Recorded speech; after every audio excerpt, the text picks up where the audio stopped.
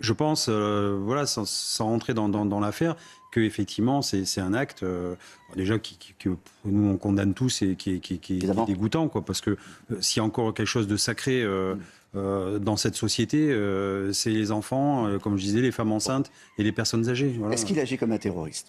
Pour l'instant, je rappelle que le parquet national antiterroriste ne s'est pas autosaisi et que la procureure, vous allez me confirmer, Georges, a dit qu'il ne s'agissait sans doute pas d'un acte terroriste. Mais est-ce qu'il agit, quand vous avez vu les images, est-ce que vous avez dit c'est un terreau ? Je pense que tout le monde est parti là-dessus dès le départ, effectivement, que c'est le modus operandi, enfin le mode opératoire du terrorisme low cost comme on le connaît depuis quelque temps, avec le couteau, des attaques au couteau. Et je pense même que quand il y a eu la description de cette attaque via la radio, parce que vous savez qu'en fait, quand vous faites le 17, il y a un interlocuteur qui est à la salle de commandement, qui reçoit l'appel, et c'est lui qui effectivement identifie, discute avec la personne au téléphone, donne les instructions à toutes les voitures de police, les patrouilles disponibles pour aller sur un endroit avec la définition de l'endroit, description de l'individu et ce qui se passe. Donc effectivement, au départ, tout le monde est parti, à mon avis, sur une attaque au couteau comme un attentat. Et puis après, tout le monde a loué la célérité, la vitesse d'intervention de la police. On a dit au début 4 minutes, on a dit 6 minutes. Enfin, en tout cas, vitesse de l'éclair. Ça veut dire que ce parc était surveillé, cet endroit était surveillé plus qu'un autre Non, pas forcément, mais encore une fois, c'est les effectifs qui sont dispatchés dans la ville, en patrouille. Et puis, quand on reçoit un appel 17, et je vous dis encore une fois, un appel où on doit se rendre pour sauver des gens, et bien effectivement, la police du quotidien, entre guillemets, la police secours, c'est chez nous, la police secours, c'est ce qu'il y a d'ailleurs de plus noble, on dit, parce que dès que quelqu'un appelle au secours, on est là, on intervient. Et c'est ces personnes-là, ce personnel-là qui arrive en premier, avec, après, vous avez vu, l'appui des motards, enfin, tout ce qu'on peut trouver comme effectif converge effectivement vers cette scène pour éviter une surenchère dans les victimes. Vous pouvez demander une seule demande d'asile en Europe. En demander 3 autres. Selon vous, ça peut être interprété comment ? Bon, déjà, est-ce que le droit le permet ? Oui, puisque rien n'empêche quelqu'un de demander... Vous savez que ça va être rejeté. Ah, mais ça va être rejeté, mais en fait, vous avez le droit de demander. Ben, l'intérêt, en fait... Gagner du temps Non, c'est peut-être aussi, je veux dire, l'angle mort de l'Europe, voilà, où on ne calcule pas forcément tout, et c'est des choses qui arrivent comme ça, et effectivement, on s'empare de ce sujet, de ce problème. Après, ce que j'aimerais bien savoir dans l'enquête, c'est pourquoi cette personne n'a pas eu la nationalité suédoise, alors que sa femme l'a eu. Ça, j'aimerais bien savoir aussi, les Suédois, ils ont sûrement une bonne raison de ne pas avoir donné de nationalité à cet homme-là et peut-être plus à sa femme. Voilà, c'est une question que aussi les enquêteurs vont peut-être obtenir.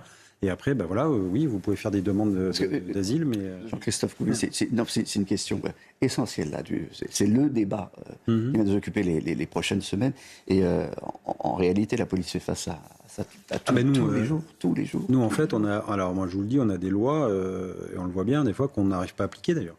Et notamment sur l'immigration clandestine, on a quand même transformé un délit juste en droit administratif. C'est-à-dire qu'à l'époque, le fait de se maintenir pour une personne, alors là, c'est pas le cas, mais le fait de se maintenir sur un pays en toute illégalité était un délit.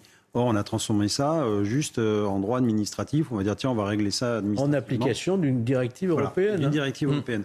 Donc, en fait, il y a 27 pays, 27 dans l'Union européenne, avec 27 vues différentes.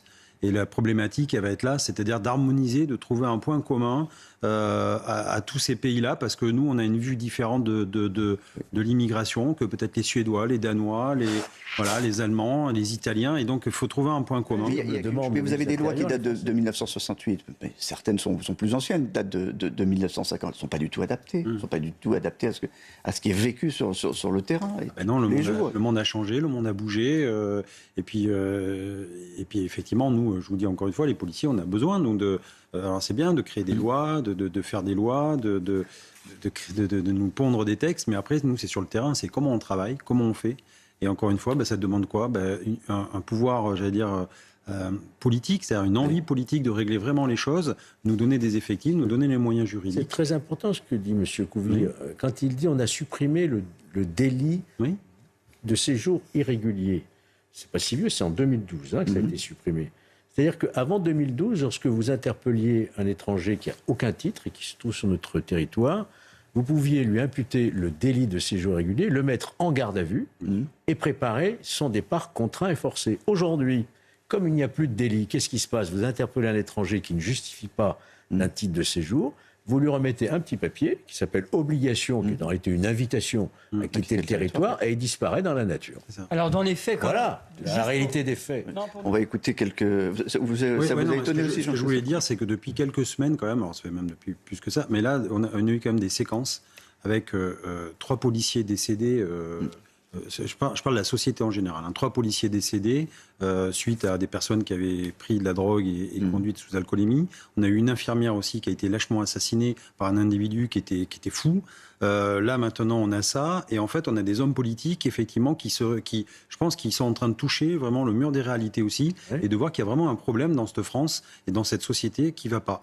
Et oui, il faut trouver des solutions, mais ce n'est pas que des mots, ça ne doit pas être que des annonces, j'allais dire, de communication. Il faut vraiment maintenant se mettre au boulot et vraiment faire un bilan de ce qui ne va pas et changer les choses.